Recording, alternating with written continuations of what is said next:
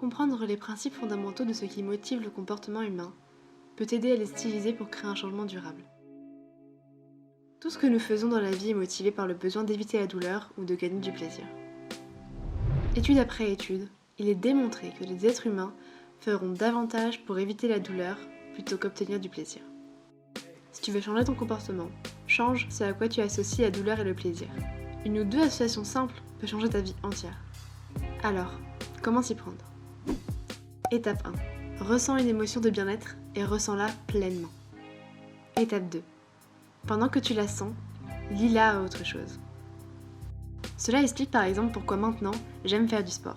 J'ai simplement créé une association positive pour le faire. Ce qui explique pourquoi depuis j'aime ça. Et aussi parce que j'ai écouté cette chanson spécifique en boucle et qu'à chaque fois que je l'entends, je ressens cette envie physique dans mon corps de faire du sport.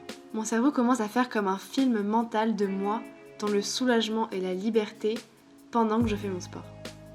Lorsque nous prenons quelque chose de difficile et que nous en faisons une expérience agréable, cela augmente considérablement nos chances de le refaire à l'avenir.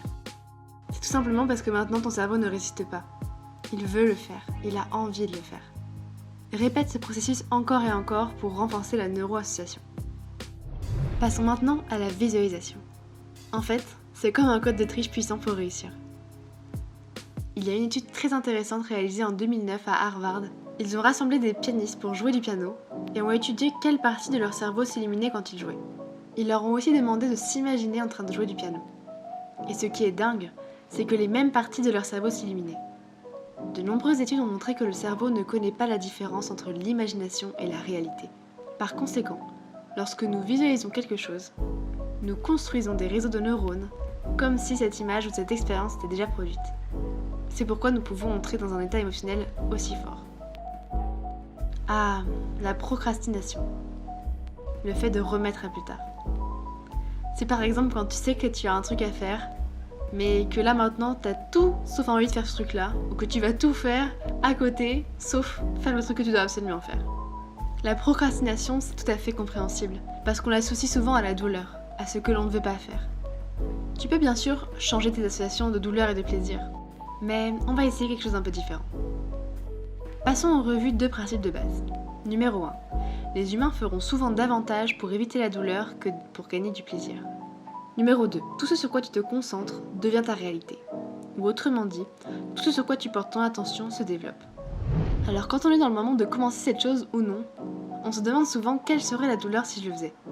Alors qu'il faudrait plutôt se demander quelle serait la douleur si je ne le fais pas. Laisse-moi te donner un exemple. J'ai un devoir que je dois absolument rendre.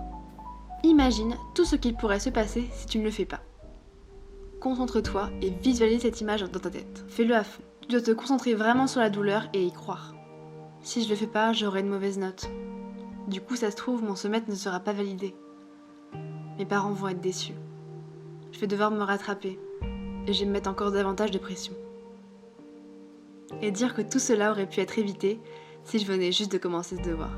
Et à l'inverse, visualise-toi dans 6 mois si tu as fait et rendu ce devoir. Imagine-le si profondément que tu y crois vraiment. Qu'est-ce qui va se passer ? Si ça se trouve, j'aurai une super note. Mes parents seront fiers de moi. Peut-être que grâce à ça, mon semestre sera validé.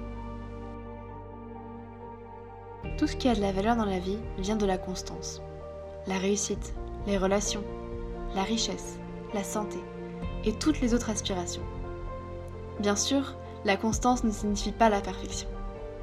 Car oui, il y aura des moments où tu feras des erreurs et c'est pas grave.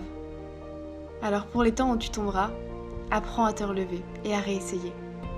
Car c'est ça le secret finalement. Apprends à utiliser la douleur et le plaisir au lieu que ce soit eux qui te contrôlent. Et je finirai sur ça.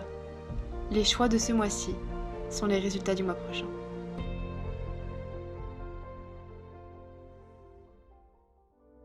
Voilà, c'est la fin de cette vidéo. J'espère que la vidéo t'a plu. C'était vraiment important pour moi de faire cette vidéo parce que ça introduit un peu cet aspect développement personnel en fait sur ma chaîne. C'est un sujet super important, donc c'est pour ça que je voulais le faire en vidéo et de vous partager un peu ce que moi j'ai compris du développement personnel, mon chemin, etc., mes clés, et j'espère que ça peut t'apporter. Un point important aussi que je voulais ajouter à cette vidéo, c'est que chacun a un rythme différent. C'est-à-dire que pour certaines personnes, le changement va se faire rapidement parce qu'ils vont peut-être plus rapidement passer à l'action. Mais pour d'autres personnes, il y aura besoin de plus de temps Et c'est ok en fait, c'est pas un problème. C'est pas parce que certains vont plus vite que c'est mieux et que d'autres vont moins vite que c'est moins bien. Chacun est différent, chacun a son rythme, son propre rythme et c'est à toi de t'écouter en fait tout simplement. Et surtout t'es pas obligé de changer là maintenant tout de suite en fait. Prends le temps qu'il te faut, tu peux faire des baby steps comme j'appelle ça. C'est vraiment pas à pas, petit pas, faire un petit pas chaque jour. Et c'est déjà énorme en fait. Parce que changer ses habitudes c'est un process qui prend du temps. Et que c'est parfois tout à fait ok de se sentir démotivé, paresseux, stressé. Souviens-toi juste qu'un changement positif demande des efforts, mais je te promets ça vaut le coup et tu seras récompensé. Voilà, je vais finir là-dessus.